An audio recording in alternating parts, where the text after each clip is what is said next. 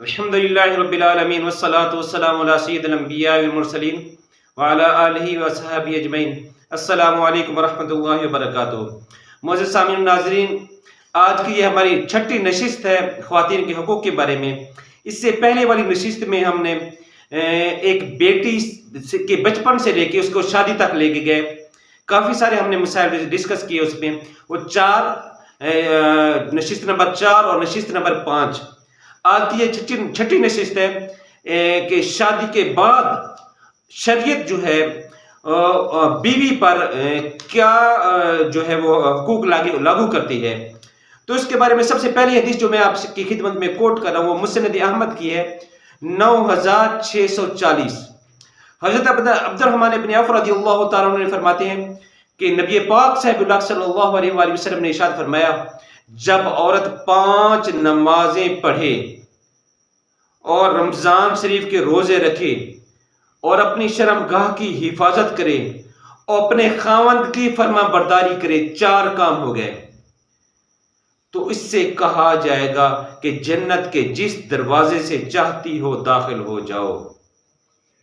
اسی طرح 9898 حدیث ہے مسند احمد کی، سیدہ ام کلثوم رضی اللہ تعالی عنہا، ان سے روایت ہے، یہ وہ ام کلثوم ہے جو مہاجرین جنہوں نے ہجرت کی، اور انہوں نے نبی پاک صاحب اللہ صلی اللہ علیہ وسلم کی جن خواتین نے میرے آقا کی حیات پر بیعت کی، ان میں سے ایک یہ بھی عورت تھی ام کلثوم رضی اللہ تعالی عنہا۔ یہ فرماتی ہیں کہ نبی پاک صاحب اللہ صلی اللہ علیہ وسلم نے جھوٹ بولنے سے منع فرمایا مگر 3 آدمیوں کا، ان میں سے ایک وہ عورت اور خاوند جو اپنی بیوی کے سے گفتگو کرتے وقت جھوٹ بولے۔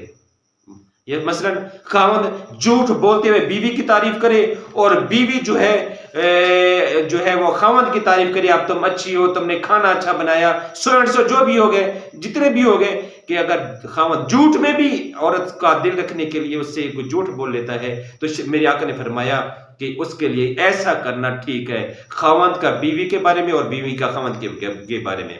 اسی طرح ایک اور حدیث ہے، میرے آقا نے فرمایا، کیا میں تمہیں جنت میں جانے والی عورتوں کے بارے میں نہ بتاؤں؟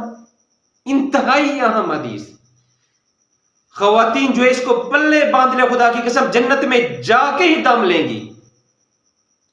کیا میں تمہیں جنت میں جانے والی عورتوں کے بارے میں نہ بتاؤں؟ میرے آقا نے فرمایا، ہر محبت کرنے والی، خاوند سے محبت کرنے والی، زیادہ بچے جننے والی، جب تم غصہ ہو جاؤ یا ایسے ناراضگی کا اظہار کرو تو وہ کہے کہ میرا ہاتھ آپ کے ہاتھ میں ہے، جب آپ راضی نہ ہوں گے میں سرما نہ ڈالوں گی۔ خاوند تھوڑا سا ناراض بھی ہو جائے تو وہ کہے کہ جی میں اس وقت تک بناؤ سنگھار ہی نہیں کروں گی جب تک آپ مجھ سے راضی نہیں ہو جاتے۔ میرے آقا نے فرمایا ایسی عورت جنتی ہے۔ اسی طرح ایک اور حدیث ہے، بہت باعث عبرت ہے، میرے آقا نے فرمایا، سیدنا ابو ہریرہ رضی اللہ تعالیٰ سے روایت ہے، حدیث 7102 مسند احمد کی ہے، نبی پاک صاحب اللہ علیہ وسلم نے فرمایا، جب آدمی اپنی بیوی کو بستر پر بلائے اور وہ انکار کرے اور وہ اس پر غصہ کی حالت میں رات گزارے، شوہر غصہ کی حالت پر رات گزارے تو صبح تک فرشتے اس خاتون پر لعنت کرتے رہتے ہیں۔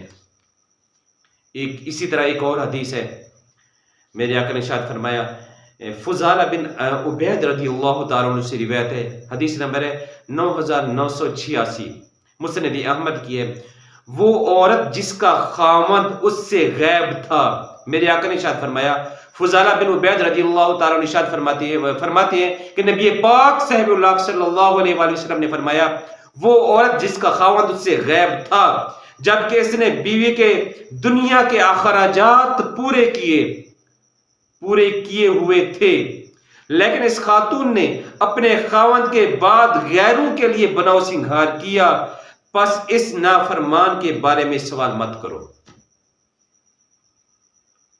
بہت غور طلب، خاص کر خواتین سے میں عرض کر رہا ہوں کہ انتہائی غور طلب حدیث ہے۔ میرے آقا نے فرمایا میرے آقا نے 3 شخصوں کے بارے میں فرمایا ان کی جرم کی جو سنگینی ہے اس کے بارے میں مجھ سے سوال مت کرو کہ ان کا جرم کتنا بڑا ہے اللہ رب العزت کی بارگاہ میں. ان میں سے ایک وہ عورت ہے کہ جس کا خاوند کمانے کی غرض دنیا کے اخراجات، بیوی کے سارے اخراجات پورے کیے، اور وہ عورت جو ہے اپنے خاوند کے علاوہ کسی کے لیے بنا و سنگار کرتی ہے. میرے آقا نے فرمایا اس کی جرم کی سنگینی کے بارے میں مجھ سے نہ پوچھو گے، اللہ تبارک و تعالیٰ جو ہے کہ کتنا اس کو جو ہے وہ کتنی عورت وہ مجرم ہے. تو یہ ہوگی خاوند کے حقوق کے بارے میں کیا ہے کہ خاوند کا بھی کچھ حق ہے.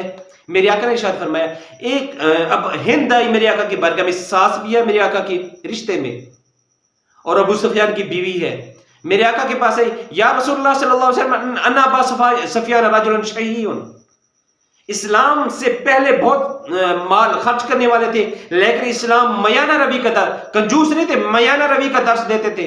میں اسلام جو ہے درس دیتا ہے میانہ روی کا. تو وہ پہلے والی حالت نہیں جو زمانہ کفر میں جو ہے وہ خرچ کرتے تھے مال، وہ اس طرح خرچ کرنا چھوڑ دیا انہوں نے.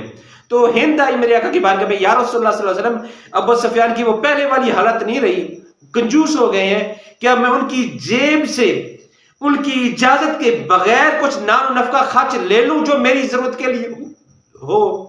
میرے آقا نے فرمایا ہاں اتنا لے سکتی ہے جو تیری ضرورت کے لیے کافی ہو، اس سے زیادہ مت لینا.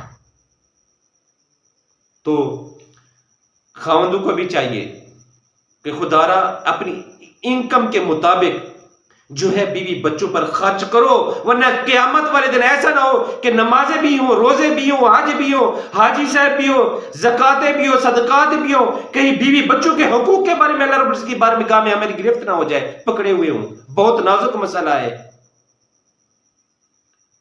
بیویوں کے حقوق، جیسا اللہ اور اس کے رسول نے بتائے ہیں ویسے ان کے حقوق پورے کرو، حیثیت کے مطابق ان کا نان و نفقہ پورا کرو، ان کے اخراجات پورے کرو، ان کو تشنگاہ نہ رکھو، وہ ترستی نہ رہے. آپ کے پاس سارا کچھ سرمایہ ہوتے ہوئے بھی وہ ترستی ہے کہ اچھے پہننے کے لیے کپڑے نہیں، کھانے کے لیے کوئی اچھی خوراک نہیں ہے. قطعاً ایسا نہیں. ایسے اگر مرد ہیں تو شریعت اجازت دیتی ہے بیوی بغیر اس کی اجازت کی اس کی جیب سے لے سکتی ہے. تو معزز سامعین و ناظرین، معزز خواتین، تو حقوق کون ہے وہ خاص کر مرد کے حقوق آپ بھی جانیے، اور آپ کو شریعت نے کتنا کچھ مجبور کیا ہے اور کتنا آپ کو جو ہے خاوند پر برتری اللہ رب العزت نے دی ہے وہ بھی جاننے کی کوشش کیجئے. آپ خود آپ کو اللہ رب العزت نے جو منصب عطا کیا ہے وہ مردوں میں خال ہے، وہ کہیں نظر نہیں آتا کہ اللہ رب العزت نے ان کو عطا کیا ہو.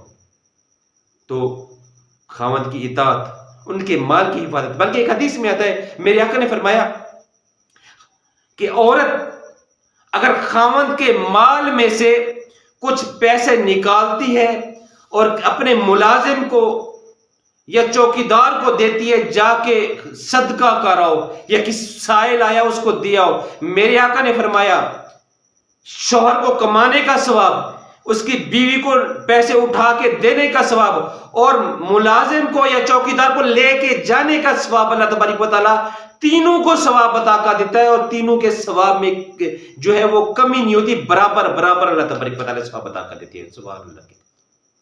خاوند نے کمایا، اللہ کے مال گھر رکھا، بیوی نے کیا کیا، وہاں سے چند پیسے چند روپے نکالے، اور سائل آیا اور ملازمہ کو کہا جا کے گیٹ پہ دے آؤ، باہر دے آؤ. تو خاوند کو کمانے کا ثواب، بیوی کو نکالنے کا ثواب، اور اس کو لے کے جانے کا ثواب. میرے آقا نے فرمایا تینوں کے ہی ثواب میں کمی واقع نہیں ہوتی، تینوں کا ثواب اللہ تبارک و تعالیٰ تینوں کو برابر ثواب عطا کر دیتے ہیں. سبحان اللہ. تو یہ ہے خاوند کا حق، یہ ہے عورت کا حق.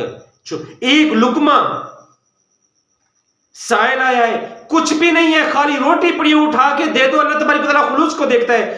دینے والے کو ثواب مل جائے گا، کما کے لانے والے کو ثواب مل جائے گا، جو اٹھا کے لے کے جا رہے ہیں اس کو علیحدہ ثواب مل جائے گا. یہ تو جنت کے راستے ہیں، جنت کے. میرے آقا، میں پہلے جو حدیث کوٹ کر چکا ہوں، جنت عورت کے لیے اتنی سستی ہے، مرد کے لیے تو ہے ہی نہیں.